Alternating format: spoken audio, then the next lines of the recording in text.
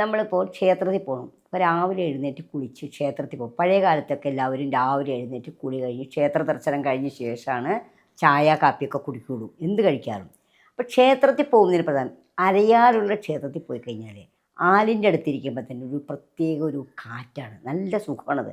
രാവിലെ ആയാലും വൈകുന്നേരം ആയാലും ആ അരയാലിൻ്റെ കാറ്റെന്ന് പറഞ്ഞാൽ ഭയങ്കര സുഖമാണ്. ക്ഷേത്രത്തിൽ ചെന്ന് കഴിയുമ്പോൾ നമ്മൾ ക്ഷേത്രത്തിൽ ചെന്ന് ഭഗവാനെ കണ്ട് ഭഗവാനെ സ്തുതിക്കണം. നമ്മുടെ പരാതിപ്പെട്ടി കൊണ്ട് പോകരുത്, പോലീസ് സ്റ്റേഷനൊന്നുമല്ല. നമ്മൾ അവിടെ ചെന്നിട്ട് ഭഗവാനെ സ്തുതിക്കണം. ഏത് ദേവതയാണോ അവിടെ ഇരിക്കുന്നത് ആ ദേവനെ നമ്മൾ സ്തുതിക്കുക.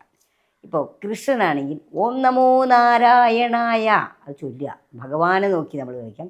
ഭഗവാന്റെ അപാത ചൂടം നമ്മൾ ശ്രദ്ധിക്കുക, പ്രാർത്ഥിക്കാൻ വർണ്ണിക്കുക. ഇപ്പം നമ്മളെ തന്നെ ഒരാൾ വർണ്ണിക്കുമ്പോൾ നമുക്ക് എന്ത് സന്തോഷമായിരിക്കും എന്ന് പറഞ്ഞ മാതിരി ഭഗവാനെ വർണ്ണിച്ച് തൊഴുക. കൃഷ്ണൻ ഓരോ ക്ഷേത്രങ്ങളിലും പ്രദക്ഷിണത്തെപ്പറ്റി പ്രാധാന്യമുണ്ട്. അപ്പോൾ ക്ഷേത്രം എന്ന് പറയുമ്പോൾ അതിൻ്റെ പ്രതിഷ്ഠ എന്നൊക്കെ പറയുമ്പോൾ അത് തന്ത്രിയുടെ ഉപാസന കൊണ്ടാണ് അതിന് ശക്തി വന്നിരിക്കുന്നത്. ഇപ്പോൾ ശ്രീകൃഷ്ണ ഭഗവാന്റെ അടുത്ത് പോയി നമ്മൾ ക്ഷേത്രത്തിൽ പോവുകയാണ്, ശ്രീകൃഷ്ണ ഭഗവാൻ തൊഴാൻ പോവുകയാണെന്ന് വയ്ക്കാം. ഭഗവാനെ വെറും കൈയും കൊണ്ട് പോകരുത്. ഒന്നുകിൽ ഫലം പുഷ്പം എന്തെങ്കിലും കൊണ്ടുപോകണം, ഒന്നുകിൽ പുഷ്പം കൊണ്ടുപോകാം, അല്ലെങ്കിൽ പഴങ്ങൾ കൊണ്ടുപോകാം. ഒന്നുമില്ലെങ്കിൽ ഒരു നാണയമെങ്കിലും ഭഗവാന് സമർപ്പിക്കണം. വെറും കൈ കൂടി പോയി ഭഗവാനെ നമ്മൾ പ്രാർത്ഥിക്കരുത്.